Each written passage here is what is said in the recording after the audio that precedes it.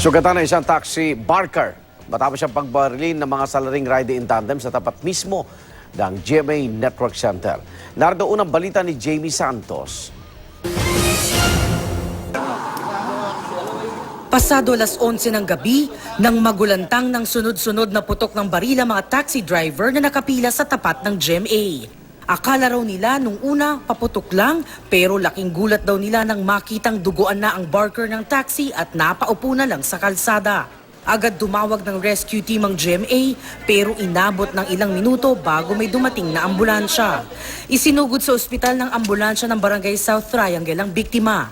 Kwento ng mga taxi driver, bagaman malapit sa pila nila ang insidente, di raw nila naaninag ang mukha ng mga salarin. 5 putok.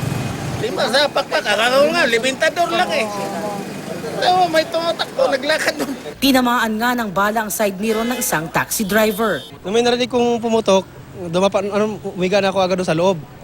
Kasi tumama na dito, yung lakas eh.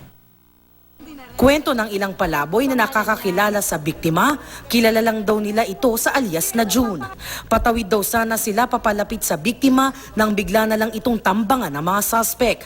Kaya naman daw napaatras na lang sila. Nakita niyo po ba kung sino yung bumarel? Kung nakadmotor, naglakad lang, tumakbo?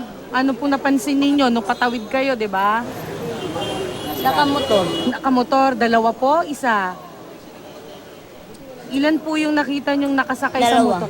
Iniimbestigahan na ng QCPD ang nangyaring pamamaril. Yan ang unang balita sa Quezon City. Jamie Santos reporting.